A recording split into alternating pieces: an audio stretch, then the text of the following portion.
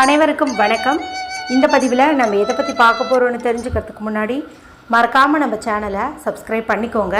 கூடவே பெல் பட்டனையும் கிளிக் பண்ணிவிட்டு ஆல்கிற ஆப்ஷனை கொடுத்துட்டிங்கன்னா நான் போடுற வீடியோக்கள் எல்லாமே மிஸ் ஆகாமல் நோட்டிஃபிகேஷனில் வந்துடும். இந்த பதிவு ரொம்ப ரொம்ப முக்கியமான பதிவு, அனைவரும் தெரிந்து கொள்ள வேண்டிய ஒரு பதிவு அப்படின்னே சொல்லலாம். ஒரு சிலருக்கெல்லாம் வாழ்க்கையில் பார்த்திங்கன்னா ஏதாவது ஒரு தடைகள் வந்துகிட்டே இருக்கும். ஒன்று மாற்றி ஒன்று பிரச்சனைகள் வரும். அதாவது சிலருக்கு உடல் உபாதைகள் வரும், சில பேருக்கு பணம் சம்மந்தப்பட்ட பிரச்சனைகள் வரும். ஏதாவது ஒரு இழுபறியாக இழுத்துக்கிட்டே இருக்கும், எதுவுமே சக்ஸஸ் ஆகாதுன்னு வச்சுக்கோங்களேன். நல்லா கைகூடி வர மாதிரி இருக்கும், ஆனால் பார்த்திங்கன்னா தட்டி போயிடும். சில பேருக்கு குழந்தை பாக்கியம் கிடைக்காமே ரொம்ப கஷ்டப்படுவாங்க. இப்போ இந்த மாதிரி நம்ம வாழ்க்கையில் ஈஸியாக கிடைக்கிற விஷயங்கள் கூட தாமதமாகுது, நடக்க மாட்டேங்குது அப்படின்னா அதுக்கு காரணம் நம்ம இந்த முன்னோர் வழிபாட்டில் ஏதாவது குறைகள் வச்சுருப்போம். அவங்கள சரிவர அவங்களுக்கான பூஜைகள் வழிபாடுகள் செஞ்சுருக்க மாட்டோம். இதெல்லாம் காரணமாக இருக்கிறதுக்கு வாய்ப்புகள் அதிகம். இந்த மாதிரி இருந்ததுனா தான் நம்ம வாழ்க்கையில் இந்த தொடர்ந்து கஷ்டங்கள் எல்லாம் வந்துகிட்டே இருக்கிறது. இப்போ இதெல்லாம் நீங்களும் அப்படின்னா இப்போ எப்படி நீங்கள் அமாவாசை நாளில் ஏதாவது உணவு சமைப்பீங்க. ஒரு சில பேர் படையிலிட்டு வழிபாடு செய்வாங்க, ஒரு சில பேர் நதிக்கரையிலே அப்படியே அங்கேயே வச்சு தர்ப்பணம் கொடுத்துருவாங்க. ஒரு சிலர் பார்த்திங்கன்னா எதுவுமே பண்ண மாட்டாங்க. அந்த அன்னைக்கு குளிச்சுட்டு செய்யக்கூடிய அந்த சாதத்தில் எச்சுப்படாமல் ஒரு உருண்டை பிடிச்சு அதுலேயே கொஞ்சம் தயிரும் எள்ளும் கலந்து அப்படியே காகத்துக்கு வச்சுருவாங்க. வச்சு இந்த மாதிரி கூட வழிபாடு செஞ்சுக்குவாங்க. இப்படி செஞ்சீங்க அப்படின்னா கூட போதும். மொத்தத்தில் அன்றைக்கி கொஞ்சம் ஒரு கைப்பிடி சாதமாவது முன்னோர்களை நினச்சி நம்ம காகத்துக்கு வச்சிட்டோம்னாவே முன்னோர் வழிபாடு செஞ்சதுக்கு உண்டான பலன் நமக்கு கிடச்சிரும். இப்போ இதுவுமே செய்யாமல் இருக்கிறவங்களுக்கு தான் நான் சொன்ன அந்த பிரச்சனைகள் எல்லாம் வரும்னு வச்சுக்கோங்களேன். இப்போ அந்த மாதிரி இருக்கிறவங்களாம் இப்போ நான் சொல்லக்கூடிய இந்த ஒரு தீபத்தை மட்டும் நீங்கள் ஏற்றுங்க, அற்புதமான மாற்றங்கள் உங்கள் வாழ்க்கையில் ஏற்படும். இப்போ இதை பீரியட்ஸ் டைமில் செய்யலாமா, என்ன தீபம் ஏற்றணுங்கிறீங்களே அப்படின்னு கேட்டிங்கன்னா, நீங்கள் பூஜை அறையில் ஏற்ற தீபத்தை ஏற்ற முடியாது. ஆனால் இதை நீங்கள் நிலைவாசல் படிக்கு வெளியில் தான் ஏற்ற போகிறீங்க. அதனால் பீரியட்ஸ் டைமில் இருந்தாலும் தாராளமாக ஏற்றலாம். சரிங்களா? இப்போ எந்த நேரத்தில் ஏற்றணும்னு பார்த்திங்கன்னா, இப்போ நமக்கு சித்திரை மாத அமாவாசை அப்படிங்கிறது ஞாயிற்றுக்கிழமை முழுமைக்குமே நமக்கு இருக்குது. அதனால் ஞாயிற்றுக்கிழமை மாலை 6 மணிக்கு மேலே இரவு ஒரு 10 மணிக்குள்ளே இந்த தீபத்தை ஏற்றுவது அப்படிங்கிறது சிறப்பு. எத்தனை வேலை இருந்தாலும், அதாவது காலையில் நீங்கள் முன்னோர் வழிபாடே செஞ்சுருந்தாலும் கூட நீங்கள் மாலை இந்த விஷயத்தை செஞ்சிட்டிங்க அப்படின்னா அற்புதமான மாற்றங்கள் நடக்கும். இது எப்படி ஏற்றணும் அப்படின்னு பார்த்திங்கன்னா, இதுக்கு நமக்கு ஏதாவது ஒரு அகல் விளக்கு தேவைப்படுது. ஆல்ரெடி நம்ம கார்த்திகை தீபத்துக்கு பயன்படுத்துகிற அகல் விளக்காக இருந்தாலும் பரவாயில்ல, பிரச்சனை கிடையாது. அதுவே நீங்கள் எடுத்துக்கோங்க, நல்லா அதை தொடச்சி தூய்மைப்படுத்திக்கோங்க.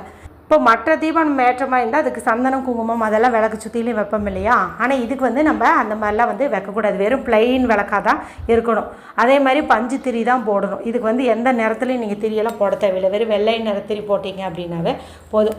அடுத்து நல்லெண்ணெய் ஊற்றுனீங்க அப்படின்னாவே போதுமானதாக இருக்கும். ஒரு சின்னதாக ஒரு பிளேட்டு எடுத்துக்கோங்க. விளக்கடியில் இருக்குமா ஒரு தட்டு வச்சுக்கோங்க. தட்டு இல்லை அப்படிங்கிறவங்க வாழை இலையோ இல்லை வேறு என்ன இலை கிடைக்குதோ அது வைக்கலாம். செம்பருத்தி இலையும் வைக்கலாம். நம்மளுக்கு ஏதாவது ஒன்று அடியில் ஒன்று வைக்கணும். அரசு இலை இருந்தாலும் ஓகே தான். ஏதாவது ஒரு இலை நீங்கள் எடுத்துக்கோங்க. எடுத்துகிட்டு அதில் கொஞ்சம் கோதுமை இருக்குது இல்லையா, முழு கோதுமை, அது மாதிரி இருந்ததுன்னா அதை நீங்கள் போட்டுருங்க. போட்டு நல்லா வட்ட வடிவத்தில் பரப்பி வச்சுருங்க. எங்கள் வீட்டில் முழு கோதுமை இல்லை அப்படின்னு நினைக்கிறவங்க கோதுமை மாவு இருக்குது பாருங்கள், அந்த கோதுமை மாவை கொஞ்சம் கொஞ்சமாக தண்ணீர் சேர்த்துக்கோங்க. தண்ணீர் சேர்த்து அதில் கொஞ்சம் சர்க்கரை இருக்குது பாருங்கள், வெள்ளை சர்க்கரையோ இல்லை நாட்டு சர்க்கரையோ ஏதாவது ஒன்று மிக்ஸ் பண்ணி நல்லா பிசைஞ்சுக்கோங்க. பிசைஞ்சிட்டு ஒரு சின்ன உருண்டை மாதிரி அதை பிடிச்சிட்டு அதை நல்ல இப்படி ரவுண்டாக தட்டிட்டு அதை அந்த இலை மேலேயோ தட்டு மேலேயோ வச்சுக்கோங்க. இப்போ இதுக்கு மேலே நம்ம அந்த ரெடி பண்ணி வச்சோம் இல்லையா அகல் விளக்கு, நல்லெண்ணெய் தீபமெல்லாம் ஊற்றி அந்த விளக்கு நீங்கள் வச்சிடணும். இந்த மாதிரி பண்ணிக்கோங்க. இப்போ இதை நீங்கள் நிலைவாசலுக்கு வெளியில் ஏற்றி வைக்கணும். இது நம்மளுடைய முன்னோர்களுக்காக ஏற்றி வைக்க வேண்டியது. ஏன்னா அமாவாசை நாளில் அவங்க பூலோகத்துக்கு தங்களுடைய சந்ததியினரெல்லாம் எந்த மாதிரி இருக்காங்க, நல்லா இருக்காங்களா, கஷ்டப்படுறாங்களா அப்படிங்கிறதெல்லாம் பார்க்கறதுக்காக வருவாங்க. அவங்களுக்காக நாம் ஏதாவது உணவு படைக்கிறோமா, நாம் அவங்க மனசில் நினைக்கிறோமா அப்படின்னும் பார்க்க வருவாங்க. பார்த்துட்டு அவங்க அவங்களுடைய லோகத்துக்கு செல்வாங்க. அப்போ ஒரு வெளிச்சமாக இருக்கிறதுக்காக தான் இந்த தீபத்தை நாம் ஏற்றி வைக்கிறோம். அடுத்து மறக்காமல் பக்கத்தில் ஒரு டம்ளர்லேயோ ஒரு சொம்புலேயோ நீங்கள் தண்ணீர் வைக்கணும். எச்சில் படாத சுத்தமான தண்ணீர் நீங்கள் வைங்க. எந்த டம்ளராக இருந்தாலும் சரி, மண்ணோ இல்லை பீங்கானோ பிளாஸ்டிக்கோ ஏதாவது ஒன்று நீங்கள் அதில் சுத்தமான தண்ணீர் பிடிச்சி வைக்கணும். இப்போ இந்த தண்ணீரையுமே நீங்கள் வெறுமனே வைக்காதீங்க. இதில் ஒரு ஸ்பூன் அளவுக்கு அரிசி போடுங்க. அது பச்சை அரிசியோ புழுங்கல் அரிசியோ எந்த அரிசியாக இருந்தாலும் சரி, அதை நீங்கள் ஒரு ஸ்பூன் அளவுக்கு போட்டுருங்க. போட்டுட்டு இதுக்குள்ளே கொஞ்சம் சர்க்கரை வந்து போடுங்க. அதே நாட்டு சர்க்கரையை ஆஸ்காவா ஏதாவது ஒன்று, இல்லைன்னா ஒரு சிறு துண்டு வெல்லம் இருக்குது பாருங்கள், அதையாவது இந்த தண்ணிக்குள்ளே வந்துட்டு நீங்கள் போட்டுருங்க. இந்த மாதிரி போட்டு தண்ணீரை பக்கத்தில் வச்சு இந்த தீபத்தை வந்து ஏற்றுங்க. அடுத்ததாக அந்த இலை எடுத்துக்க சொன்னேன் இல்லையா, ஏதாவது ஒரு இலையை எடுத்துக்கோங்கன்னு சொன்ன பாருங்க. அந்த மாதிரி ஒரு இலையோ அல்லது ஒரு சின்ன தட்டோ வந்து எடுத்துக்கோங்க. எடுத்துகிட்டு இதில் வந்து அரிசி இருக்கு இல்லையா, அந்த அரிசியை வந்து மிக்சர் ஜாரில் போட்டு நல்லா பவுடர் மாதிரி வந்து அரைச்சிக்கோங்க. இது கூடயும் கொஞ்சம் வந்து சர்க்கரை வந்து சேர்த்துக்கோங்க. இது பார்த்திங்கன்னா நம்ம தானம் செய்வதற்காக ரெடி பண்ணுறோம். ஏன்னா இந்த அமாவாசை நாளில் செய்யக்கூடிய சின்ன சின்ன தானத்திற்கும் நமக்கு அதிகப்படியான பலன்கள் வந்து கிடைக்குமா. அதனால் நம்ம இந்த மாதிரி வந்து செஞ்சுக்கணும். கொஞ்சம் சர்க்கரையும் அரிசியும் நல்லா சேர்த்து மிக்ஸ் பண்ணி மிக்சர் ஜாரில் போட்டு அரைச்சிக்கணும். இவ்வளோ தான் நம்ம பண்ணுறது. இப்போ இதை வந்து உங்களுடைய அந்த வீட்டுக்கு முன்னாடியே அந்த நிலைவாசல் படியில் ஏதாவது ஒரு சின்ன இலையோ தட்டை வச்சு அதில் வந்துட்டு நீங்கள் போட்டுறது அப்படிங்கிறது சிறப்பு. அவ்வளோதான். நம்ம இந்த மூணு விஷயத்தை தான் நிலைவாசலில் வந்து பண்ண போகிறோம். ஒன்று என்ன பண்ண போகிறோம், தண்ணீர் வந்து வைக்கிறோம், அந்த தண்ணீரில் அரிசியும் சர்க்கரையும் போடுறோம். அடுத்தது தீபம் வந்து ஏற்றோம். அந்த தீபத்தை வந்து நீங்கள் முழு கோதுமையாக வச்சு அதுக்கு மேலே அகல் விளக்கு வச்சாலும் சரி, அல்லது கோதுமை மாவாக வைக்கிற மாதிரி இருந்துச்சுன்னா அதில் சர்க்கரையும் தண்ணீரும் கலந்து உருண்டை பிடிச்சி அதை ஒரு தட்டையை தட்டிட்டு அதுக்கு மேலே வந்து நீங்கள் விளக்கை வந்து வைக்கணும். இது வந்து நம்ம பண்ணணும்.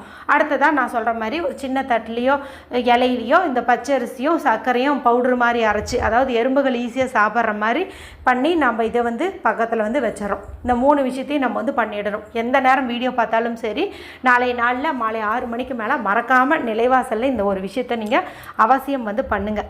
இது வந்து அப்படியே இருக்கட்டும். அடுத்த நாள் காலையில், அதாவது திங்கட்கிழமை காலையில் எழுந்ததும் இந்த தண்ணீரை வந்து நீங்கள் எங்கேயாவது மரம் செடி கொடியெல்லாம் இருக்கும் பாருங்கள், அதுக்கு அடியில் வந்து ஊற்றி விட்டுருங்க. இந்த அரிசியானது நல்லா ஊறி இருக்கும். இப்போ இது எறும்புகள் சாப்பிட்றதுக்கு ரொம்ப ரொம்ப வசதியாக இருக்கும். இந்த மாதிரி நீங்கள் வந்து ஊற்றி விட்டீங்க அப்படின்னாவே போதும். அடுத்து இந்த கோதுமை மாவு நம்ம உருண்டை பிடிச்சி வச்சதோ இல்லை முழு கோதுமையை வச்சோமோ அதெல்லாம் வந்துட்டு நீங்கள் உங்கள் வீட்டு மொட்டை மாடியில் பறவைகளுக்கோ இல்லை பக்கத்தில் வந்து நீர்நிலைகள் இருக்குது, மீனெல்லாம் அந்த குளத்தில் இருக்கும் ஆற்றுல இருக்கும் அப்படின்னு நினச்சிங்கன்னா அங்கேயோ வந்துட்டு போடுறது சிறப்பு. குறிப்பாக வீட்டுக்கு பக்கத்தில் நீர்நிலை இருக்குது அப்படின்னா நீங்கள் அந்த மீனுக்கு வந்து அந்த கோதுமை மாவு உணவாக கொடுக்கறது ரொம்ப ரொம்ப அற்புதமான பலனை வந்து கொடுக்கும். அதுவும் ஞாயிற்றுக்கிழமைங்கிறது சூரியனுக்கு உரிய நாள். சூரியனுக்கு உரிய தானியம்னு பார்க்கும்போது கோதுமை, அதை வந்து நம்ம தானம் கொடுக்கறது விசேஷமான பலனை வந்து கொடுக்கும். அதனால் நீங்கள் அந்த மாதிரி வந்து போடுங்க. இல்லைன்னா மரம் செடி கொடிக்கு அடியில் வந்துட்டு போட்டுருங்க.